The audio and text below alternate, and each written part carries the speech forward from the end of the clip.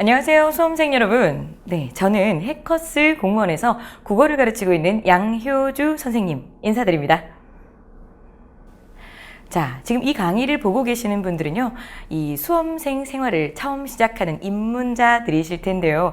아무래도 이 오랫동안 학업에 대해서 조금 손을 놓고 계셨던 분들도 있을 거고요. 또 공무원 국어를 위해서 어떤 것들을 가장 먼저 시작해야 되는지 조금 어렵다라고 느끼시는 분들도 많으실 겁니다. 자, 그런 분들을 위해서 생기초 입문편. 자, 저랑은요, 이렇게 문학의 개념에 대해서 아주 기초적인 것부터 다져가는 시간을 함께 진행할 것입니다. 자, 문학 개념은 크게 두 가지로 나눠서 진행이 될 텐데요. 한 가지는 운문, 그리고 두 번째는 산문입니다. 자, 운문과 산문이 무엇인가요? 라고 질문을 했을 때 가장 흔하게 나오는 답변이 아무래도 짧은 게 운문, 시 같은 거 아닌가요? 그리고 긴 게 산문이 아닐까요? 요런 대답이 가장 많이 나오는데요. 자, 길이로 인해서 짧다, 길다, 그래서 운문이다, 산문이다 나누기보다는 운율이 있는 글을 우리가 운문, 그리고 이 운율이 없고요, 긴 하나의 일, 상황을 담아낸 글을 산문이라고 합니다. 자, 여러분은요, 저와 함께 첫 번째 1부, 이 운문 개념을 함께 다져가실 텐데요. 자, 최대한 쉽게 그리고 간결하게 설명을 해드리면서 예시를 함께 제공을 할 테니까요. 자, 여러분 핸드아웃 모두 다 이렇게 출력하셔서 같이 보고 계시죠? 네, 오늘 강의 시작하도록 하겠습니다. 자, 먼저 시적 화자입니다. 자, 우리가 운문 개념을 일부로 먼저 진행을 한다라고 했었잖아요. 자, 운문이라고 하는 것은 운율이 담겨져 있는 글들이다. 그래서 대표적으로 시가, 시 등을 말한다라고 했었습니다. 자, 시 속에서는요, 그 시에서 말하는 사람이 등장합니다. 그 말하는 사람을 우리가 시적 화자라고 합니다. 자, 시적 화자, 시인을 대리하여 시 속에서 말하는 사람이다 라고 정의가 내려져 있죠. 자, 이런 시적 화자를 다른 말로요, 시적 자아, 그리고 또 다른 표현으로 서정적 자아라고도 합니다. 시인이 나타내고 싶은 생각이나 그런 느낌들을 효과적으로 표현하기 위해서 일부러 설정한 인물들이다. 자, 두 번째 보시면은요, 화자와 시인이 다르다 또는 화자와 시인이 같다 이렇게 표현이 되어 있는데요. 자, 화자 이꼴 시인, 화자가 시인이 아닐 수도 있다? 이게 무슨 말이냐면요, 시를 쓴 사람을 우리가 시인이라고 하잖아요. 자, 그 시를 쓴 사람이 시 속에서 말하는 사람과 동일할 수도 있고 동일하지 않을 수도 있다라는 겁니다.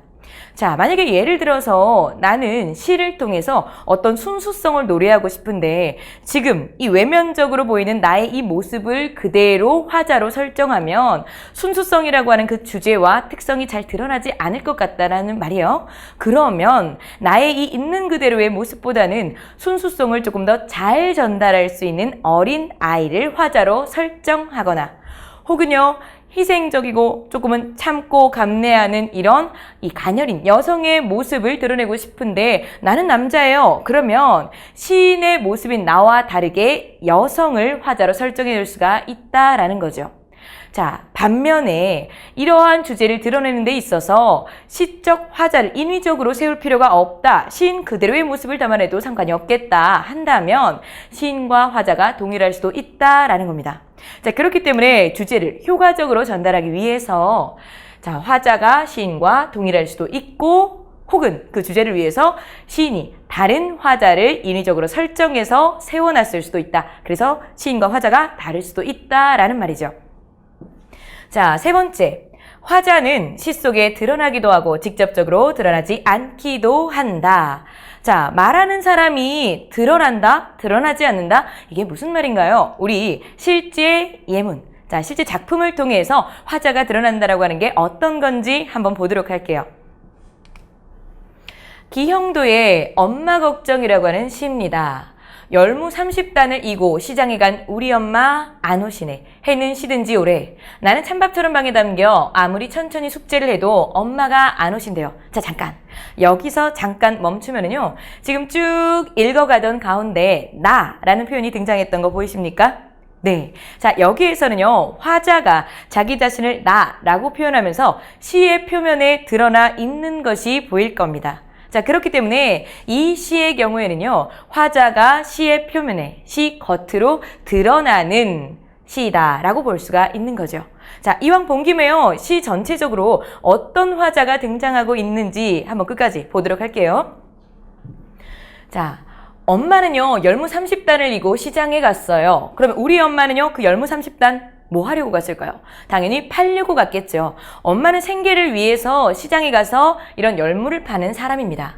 그런데 그런 우리 엄마가 안 오고 계셔요. 해는 시든 지 오래. 자, 해가 시들었다라고 하는 거는요, 이제 해가 저물어 가는 과정. 그래서 이미 이 하루가 끝나가는 과정인데, 그런데 엄마는 안 오고 계시는 거예요. 나는 찬밥처럼 방에 담겨 아무리 천천히 숙제를 해도 엄마 안 오시네. 자, 왜 천천히 숙제를 하고 있느냐? 엄마를 기다리는 와중에 이 숙제마저 할 일이 끝나고 나면은요, 이 엄마를 기다리는 외로운 심정이 더 크게 느껴질 것 같거든요. 그렇기 때문에 엄마가 올 때까지 그 시간을 비우지 않으려고, 일부러 꽉꽉 채우려고요. 그 외로움을 달래기 위해서 천천히 엄마를 기다리면서 숙제를 한다라는 게 되겠죠. 배춧잎 같은 발소리 다박다박 안 들리네. 어둡고 무서워 금간 창틈으로 고요한 빗소리. 자, 창틈에 금이가 있어요. 아무래도 이 엄마와 나라고 하는 화자가 살고 있는 이 공간은요, 이 부유한 집은 아닌 것 같아요. 엄마는 행상인이고요. 그리고 그 엄마와 살고 있는 나의 집의 공간에 창은 금이가 있죠. 네, 가난한 형편을 드러내고 있고요. 고요한 빗소리. 빈방에 엎드려, 자, 혼자 엎드려 훌쩍거리던 아주 먼 옛날. 자, 엄마를 기다리면서 숙제를 하던, 그래서 어둡고 무섭다라고 느꼈던 그때 그 시절이 지금 현재가 아니라 아주 먼 옛날이라고 말을 하고 있어요. 아, 그러면 그렇게 어둡고 무서워하던 나의 모습은 과거일 것이라는 걸 우리가 추측을 해볼 수가 있겠죠. 아주 먼 옛날, 지금도 내 눈시울을 뜨겁게 하는 그 시절, 내 유년의 윗목. 자, 그러면 정확하게 화자에 대해서 한번 우리가 추측을 해보겠습니다. 여기서 나가 등장을 했었는데요. 나는 그러면 어린 아이인 나가 아니라 그렇게 가난한 형편 속에서 어머니를 그리워하면서 외로워했던 그런 유년 시절의 기억을 가지고 있는 어른인 나겠죠. 네. 자, 여러분이 운문을 해석함에 있어서 가장 기본적인 것이 시 속에서 이렇게 말하고 있는 화자에 대해서 찾아내는 것. 그리고 그 화자가 어떤 상황에 처해져 있는지를 시의 전반적인 내용을 통해서 파악해 보는 것이 가장 중요한 1단계, 첫 단계라고 볼 수가 있겠습니다. 자, 기영도의 엄마 걱정을 간단하게 이렇게 봤고요. 두 번째, 시적 화자의 태도에 대해서 또 함께 보도록 하겠습니다. 시에 나타난 상황이나 대상에 대한 화자의 심리적 자세나 대응 방식이다. 자, 시 속에서 가장 먼저 우리가 찾아야 하는 것, 시 속에서 말하고 있는 사람, 화자였죠. 자, 그리고 두 번째, 그 화자가 지금 어떤 상황에 처해져 있는가, 상황을 찾아내셔야 됩니다. 전반적인 문맥을 통해서 시적 화자가 처해져 있는 상황을 찾으셨다면요, 세 번째, 가장 중요한 것은 그런 상황에 대해서, 그런 대상에 대해서 이 시적 화자는 어떠한 정서를 지니고 그리고 어떠한 대응 태도를 보이고 있는가가 굉장히 중요하고요. 주제와도 직접적 연관성이 있다라고 볼 수가 있는데요. 자, 그러한 시적 상황에 대한 대응 태도를 우리가 대표적인 것들을 함께 한번 보도록 할게요. 우선 첫 번째입니다. 긍정적 태도. 현실이나 미래 상황이 잘 풀릴 것이라고 전망한다. 상황이나 대상이 옳다고 인정하거나, 자, 빈칸 채우시면 돼요. 바람직하다고 받아들임. 즉, 지금 내가 처해져 있는 상황이 긍정적이다, 바람직하다라고 받아들이거나, 혹은 내가 지금 처한 상황이 부정적이라고 할지라도 앞으로 긍정적인 방향으로 나아갈 거야 라고 생각을 한다면 긍정적 태도가 드러나고 있다라고 볼 수가 있는 거죠. 자, 예문의 시 한번 보도록 할게요. 겨울은 바다와 대륙 밖에서 그 매서운 눈보라를 몰고 왔지만 이제 올 너그러운 봄은 삼천리 마을마다 우리들 가슴 속에서 움트리라 했습니다. 자, 그러면 이 시적 화자가 겉으로 드러나 있나요? 드러나 있지 않나요? 아무리 봐도 나가 없어요. 그럼 시적 화자가 없는 건가요? 자, 한 가지 팁을 드리도록 할게요. 시적 화자가 표면에 드러나 있는가를 찾으실 때는요. 나나, 내, 우리. 자, 다시 한번요. 시적 화자는요. 나나, 내, 우리가 시 속에서 등장하고 있는가를 보시면 됩니다. 나나, 내나, 우리가 시 속에 보여질 때, 그러면 시적 화자가 겉으로 드러나는구나 라고 생각을 하시면 되고요. 자, 여기에서는요. 우리들 가슴 속에 움트리라 했으니까요. 시적 화자가 겉으로 보이네요. 자, 그런데 겨울과 봄이라고 표현되어 있는 상황. 자, 볼까요? 봄은요. 이제 올 너그러운 봄이래요. 그렇기 때문에 아직 봄이 오지 않은 상황이 되는 거고요. 자, 그렇다면 지금은요. 봄이 아직 오지 않은 이 겨울. 지금 현재의 상황을 겨울이라고 하는 계절적인 이 계절감을 담은 이 용어를 통해서 대신 표현을 해주었네요. 자, 그런데 겨울은 어떤 겨울입니까? 바다와 대륙 밖에서 그 매서운 눈보라를 몰고 왔대요. 매서운 눈보라를 몰고 왔기 때문에 지금의 겨울이라고 표현되는 상황은 당연히 부정적 상황, 즉 매서운 눈보라, 당연히 우리에게 시련과 고난으로서 여겨지는 매서운 눈보라겠죠. 그러면 이 겨울은요. 매서운 눈보라를 몰고 온 겨울, 즉 부정적 상황이라고 보여지기 때문에 지금 현재의 상황은 부정적이에요. 그런데 이제 올 너그러운 봄은 이제 올 거야, 당연히 올 거야, 그 봄이 올 거라고 하는 당위성을 이야기하고 있죠. 그런데 그 봄은 어떤 봄이냐? 너그러운 봄이에요. 그러면 시적 화자 어떻습니까? 현재 상황은 부정적이지만 앞으로는 상황이 긍정적인 방향으로 나아갈 것이다 라고 믿고 있죠. 그렇기 때문에 시적 화자는 앞으로의 전망에 대해서 긍정적 태도를 보이고 있다 라고 정의 내릴 수 있겠습니다. 자, 삼천리 마을마다 우리들 가슴 속에서 움트리라. 자, 이렇게 긍정적 태도에 대해서 한번 보았고요.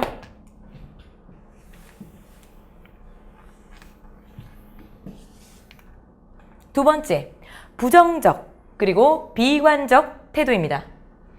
현실이나 미래 상황을 부정적으로 보며 변화시킬 수 없다고 생각한다.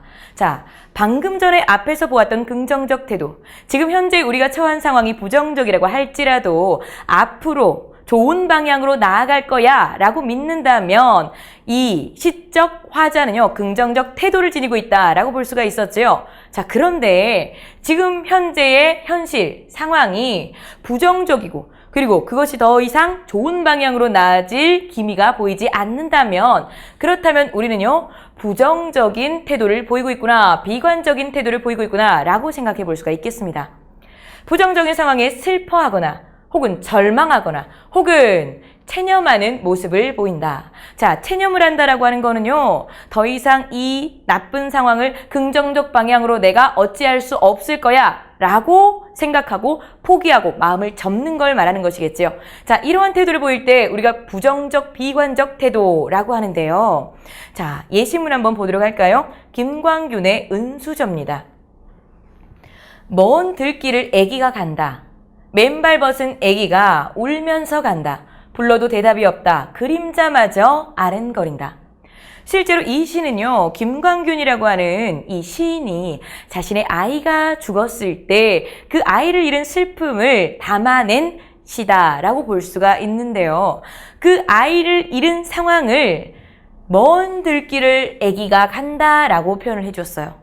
맨발 벗은 애기가 울면서 간다. 자, 그러면 시적 화자의 입장에서는요, 아이가 떠나가는 상황, 부정적 상황이라고 인식하고 있겠죠? 그런데 만약에 그 아이가 다시 살아난다면 얼마나 행복하겠어요? 그런데 절대로 그 아이가 다시 돌아올 리는 없잖아요. 그렇기 때문에 불러도 대답이 없다. 자, 그럼 아이가 당연히 돌아오지 못할, 즉 아이가 이 세상을 떠난 부정적 상황이 지속되겠죠? 그림자마저 아른거린다.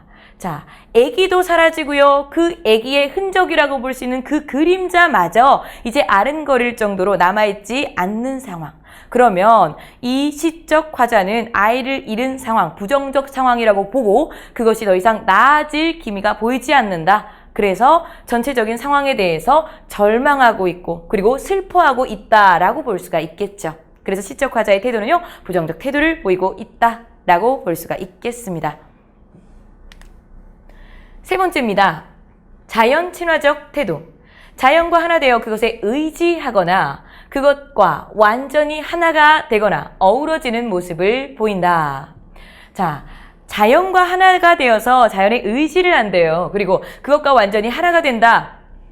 자연과의 합의를 추구한다. 이렇게도 말을 하죠. 자연과의 합일. 그리고 어우러지는 모습. 자연과 내가 이질감이 없이 편안하게 함께 어우러지는 모습. 자, 우리가 이것을 어우러지는 모습을 자연과 내가 하나다라고 해서 무라일체라고 말을 하기도 합니다.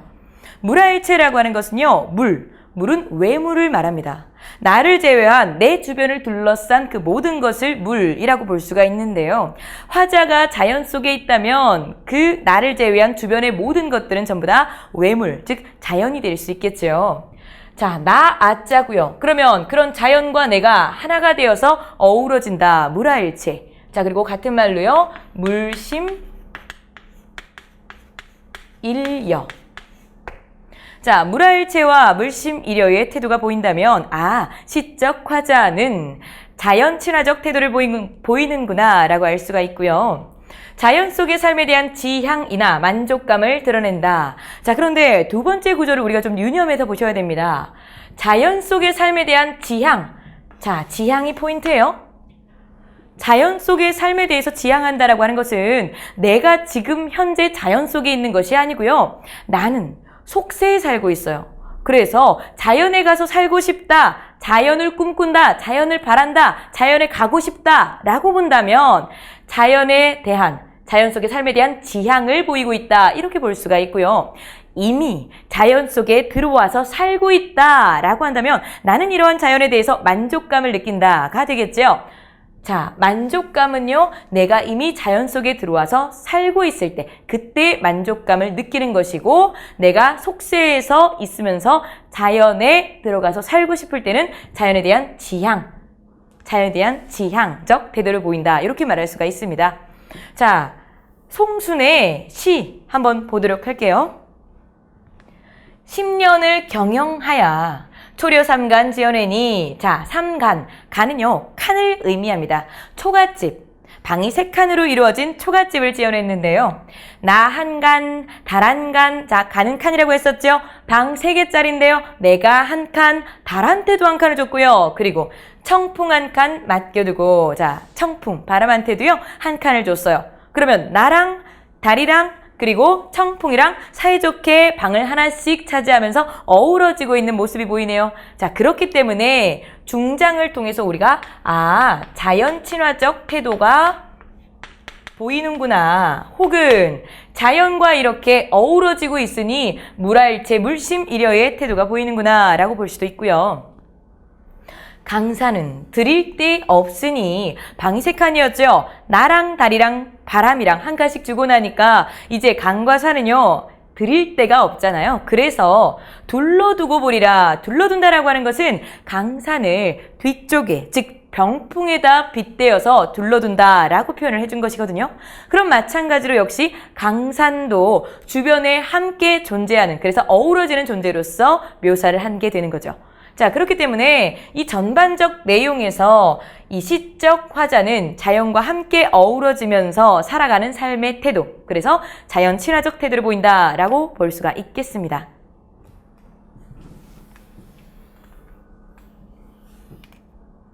자, 네 번째입니다. 동경적 그리고 예찬적 태도인데요. 대상의 장점을 높이 평가하여 그것을 그리워하거나 우러러 기리는 모습을 보인다. 자, 대상의 장점을 높이 평가한다. 그래서 그것을 그리워하거나 우러러 기리는 모습을 보인다라고 하는 것은 대상에 대해서 칭찬하는 거잖아요. 우리가 예찬, 유사한 의미로서 칭찬이라고 생각하시면 됩니다. 자신의 처지나 현실에 만족하지 못할 때 드러난다. 아니, 예찬적 태도와 동경적 태도, 그런데 자기 현실에 만족하지 못하는 것, 이걸 어떻게 이어서 연관지어서 이해를 해야 하나요?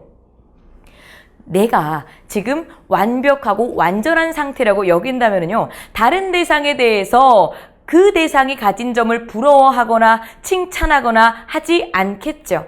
아무래도 내가 갖추지 못한 아주 부족한 모습, 조금은 아쉬운 모습을 다른 타 대상이 지니고 있을 때 그러한 점에 대해서 부러워하거나 칭찬을 하거나 예찬하는 모습을 보이겠죠. 그렇기 때문에 자신의 처지나 현실에 만족하지 못할 때 이런 동경적, 예찬적 태도가 드러난다라고 하는 겁니다. 자, 작품 한번 볼까요? 국화야. 너는 어이 3월 동풍 다 지내고 낙목 한천에 내 홀로 비었느냐? 자, 국화한테 말을 걸고 있어요. 3월 동풍, 이 3월에 따뜻한 봄바람이 불 때 이때를 다 지내버리고 낙목 한천에 네 홀로 피었느냐? 이렇게 쌀쌀하고 추울 때 왜 혼자서 그렇게 폈니? 아마도 오상고절은 너뿐인가 하노라. 상은 서리상자예요. 그래서 이 서리를 이겨내는 고절, 절개는 너뿐인가 하노라. 자, 이 정도의 절개는 너밖에 없는 것 같아. 대단해 라고 칭찬을 하고 있어요. 그러면 국화에 대해서 예찬적 태도를 지니는구나 라고 알 수가 있습니다. 자, 여기에서 한 가지 꿀팁을 선물해 드리자면요. 자, 우리가 많이 들어보셨을 겁니다. 사군자. 아마도 기억을 새록새록 떠올려 보시면요. 여러분이 학교 다니실 때 미술책 같은 데에 많이 실려 있었을 거예요. 사군자. 자, 사군자 뭐였는지 기억나시나요? 4명의 군자들이다 라고 해서요. 매화, 난초, 그리고 국화, 대나무를 가리켜서 우리가 사군자라고 말을 합니다. 자, 이때의 매, 난, 국죽, 이 사군자는요. 선비의 지조와 절개를 상징합니다. 자, 그렇기 때문에 여러분이 앞으로 고시조를 공부하시면서 이 학습하실 때 시 속의 소재가 매화나 난초나 국화나 대나무가 등장을 한다면 혹시 이 시의 주제가 이런 사군자의 덕성에 대해서 예찬을 하는 것이 아닌가? 시적 소재, 그 대상에 대한 예찬적 태도를 보이고 있지 않을까라고 먼저 의심을 하시고 들어가시는 것도 굉장히 좋은 꿀팁일 것 같아요. 자, 하나만 더 추가한다면요. 이때 매화, 난초, 국화, 대나무에다가 플러스 자, 사계절 내내 그 푸른 잎이 변하지 않는 그래서 변함없는 지조와 절개를 상징하는 소나무 까지도 역시 마찬가지로 사군자와 함께 선비의 지조와 절개를 상징하는 소재로서 자주 등장을 하고요. 그렇기 때문에 이 4가지 플러스 소나무까지 총 5가지가 시 속에 등장을 하면 시적 화자가 그 대상에 대해서 예찬적 태도를 보이고 있는가를 염두에 두시고 학습하시면 좋을 것 같습니다. 자, 이렇게 동경적, 예찬적 태도도 보았고요. 성찰적, 반성적 태도. 어떤 사건, 상황에 거리를 두고 차분히 바라보고 의미를 찾는 태도. 자, 차분히 바라보면서 의미를 찾는다라고 했었어요. 성찰적이라는 말은요. 살필 찰입니다. 자, 그래서 자신이 지금까지 해왔던 과거 행적 등을 곰곰이 생각해보는 거예요. 곰곰이 살펴보면 어때요? 우리 한 번쯤은 내가 오늘 왜 그런 실수를 했지? 왜 그런 말을 했지? 하면서 이불 속에서 정말 이불킥이라고 하죠. 이런 이불킥을 했던 이런 부끄러운 경험들이 있으시죠? 성찰을 하다 보면은 자기 스스로 부끄럽게 여기고 반성하는 반성적 태도가 함께 따라오는 경우가 굉장히 많습니다.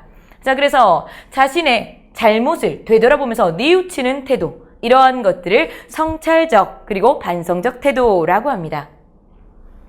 과거나 현재의 삶에 일정한 거리를 두고 자신이 한 일을 되짚어서 생각해 본다.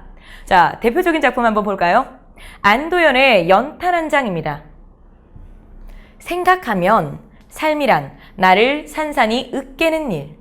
눈 내려 세상이 미끄러운 어느 이른 아침에 나 아닌 그 누가 마음 놓고 걸어갈 그 길을 만들 줄도 몰랐었네 나는. 자, 생각해보면요. 삶이라고 하는 것은 나를 산산이 으깨는 일이래요. 나를 산산이 으깬다? 어우, 조금 소름 돋는데? 라고 생각하실 수도 있는데요. 자, 제목 한번 보세요. 연탄 한 장입니다. 자, 여러분, 연탄 실제로 본 적 있으신가요? 아무래도 도심에서 나서 어렸을 때부터 생활해 오신 분들은 연탄, 드라마나 영화에서나 봤는데요 하시는 분들도 있을 수 있을 거예요. 자, 그런데요. 연탄. 우리가 보는 연탄은요, 새까맣잖아요. 그런데 이 방을 따뜻하게 데피기 위해서 연탄을 넣고 나면은요, 이 연탄이 활활 다 타오르고 나면 이제 흰색은 아니고요, 조금 이렇게 뽀얀 살구색처럼 변합니다. 자, 그것을 그냥 버리는 것이 아니라 우리가 이렇게 한겨울에 눈이 많이 내리면 그 눈이 녹고 그리고 그 녹은 것이 얼음이 되면 빙판길이 되면 굉장히 위험해지잖아요. 차들도 미끄러지는 경우도 있고요. 사람도 미끄러지는 경우가 있고요. 자, 그걸 위해서 우리가 이 제설 작업이라는 거 하는 것을 하는데요.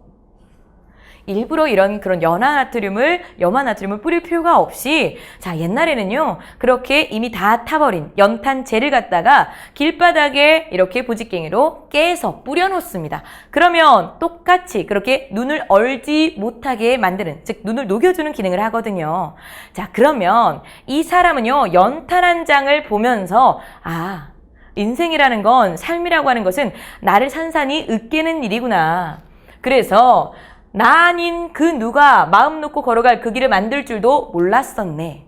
나를 위해서가 아니라 타인을 위해서, 나를 산산이 으깨어서 그들을 위해서 안전한 길을 만들어주는 그런 이타적인 삶을 살아갈 생각을 나는 지금까지 하지 못했구나 라고 곰곰이 찬찬히 생각해 보면서 반성하는 겁니다. 자, 그렇기 때문에 자신의 지나온 삶에 대해서요, 돌아보면서 반성하고요, 그리고 잘못을 깨닫고 있는 것, 성찰적, 반성적 태도를 보이고 있는 시다라고 볼 수가 있겠죠.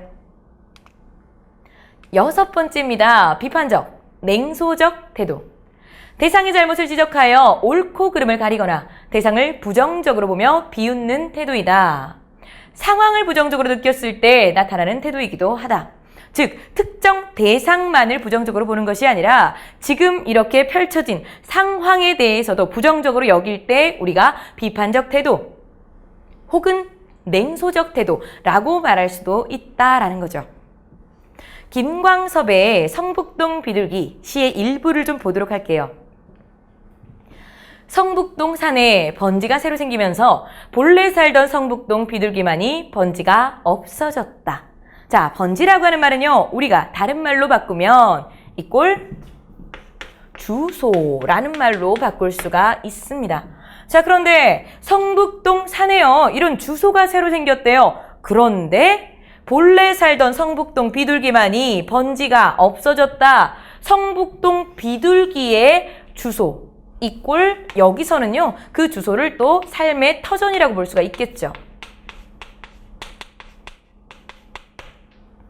자, 그러면 어떤 주소는 새로 생겼는데, 어떤 삶의 터전은 새로 생겼는데 비둘기의 삶의 터전은 사라졌어요. 그럼 이때에 생겨난 번지, 생겨난 주소, 생겨난 삶의 터전은 무엇이냐? 인간들을 위한 삶의 터전이 되는 거고요. 그런 식으로 무분별한 도시화, 그리고 이 개발을 이루었을 때 생태계가 파괴되는 것들을 비둘기를 통해서 상징화시킨 거죠. 자, 그래서 비둘기만이 번지가 없어졌다. 그들의 자연의 삶의 터전을 빼앗아 버렸다는 게 돼요. 새벽부터 돌 깨는 산울림에 떨다가 가슴에 금이 갔다. 돌 깨는 산울림이라고 하는 거는요, 있는 그대로의 자연을 지금 파괴해 나가는 거잖아요. 그 파괴해 나가는 소리에 가슴에 금이 갔다. 상처를 입는다라는 거죠.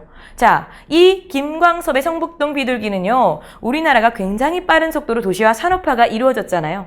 그 도시화 산업화가 이루어지는 과정 중에 우리가 돌아보지 못한 생태계 파괴에 대해서 안타깝게 그리고 비판적으로 여기면서 다루고 있는 시입니다. 자, 그렇기 때문에 전반적 상황을 비판적으로 바라보고 있다라고 볼 수가 있겠죠.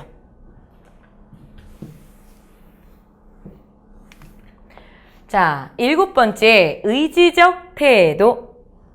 부정적인 상황에 적극적으로 대응하여 자신의 뜻이나 목표를 이루려 하는 태도이다. 자, 부정적 상황입니다. 긍정적 상황보다는요, 뭔가 지금 탐탁치 않고 혹은 아쉽고, 자, 지금 별로 좋지 않은 상황이라고 여겨질 때 그것에 대해서 좌절하거나 포기하거나 낙담하거나 실망하거나 하는 것이 아니라 그것을 적극적으로 대응해서요, 이겨내려는 태도를 우리가 의지적 태도다라고 말하는 거예요. 절망적인 상황을 이겨내려고 하는 극복 의지, 그리고 부당한 상황과 맞서 싸우려 하는 대결 의지 등의 태도이다. 자, 여기서 한 가지 더 팁을 드리자면요, 이런 상황을 내가 굳건한 의지로 이겨내겠다. 대결 의지를 보이거나, 자, 의지적 태도, 이런 것들을 보이면요, 우리가 보통 남성적 어조 혹은 남성적 화자가 등장했다라고 보기도 합니다. 자, 우리가 지금 이 현대사회에서는요, 여성과 남성에 대한 구분이 딱히 이렇게 나누어지지 않잖아요. 양성성을 가지고 두 가지의 어떤 긍정적인 특성을 모두 다 갖는 사람들을 조금 더 우리가 긍정적으로 바라보는데요. 그런데 시 속에서는요, 어떤 상황에 대해서 싸워 나간다, 혹은 대결해서 이겨내겠다, 혹은 극복해내겠다, 이런 태도가 보인다면 그것은 남성적인 화자가 등장을 했다, 혹은 남성적 어조를 보이고 있다, 이렇게 말하고요. 이 상황에 대해서 뭐 예를 들면 이별의 상황 같은 그런 부정적 상황에 대해서 희생하고 감내하고 헌신하고 받아들이는 그런 태도를 보인다면 그때는 여성적 화자가 등장을 했다, 혹은 여성적 어조를 보인다라고 말을 합니다. 자, 윤동주의 서시를 한번 보도록 할까요? 별을 노래하는 마음으로 모든 죽어가는 것들을 사랑해야지. 자, 사랑해야지. 그리고 나한테 주어진 길을 걸어가야겠다. 이렇게 나옵니다. 자, 그러면은요, 지금 이 사람은, 이 시 속의 화자는요, 앞으로 내가 이러이러한 삶의 태도를 가지고 살아가야 되겠다라고 다짐하고 있죠. 자, 서술어를 통해서 우리가 알 수 있었죠?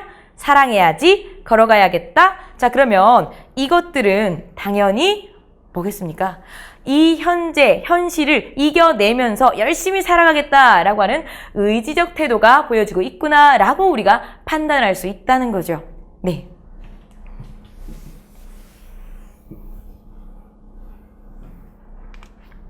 나를 이기는 자만이 마지막에 웃는다. 자, 여러분과 제가 오늘 이렇게 첫 시간에 만나서 가장 기본적인 운문에서의 화자, 그리고 화자가 가질 수 있는 태도에 대해서 간략하게 살펴보았는데요.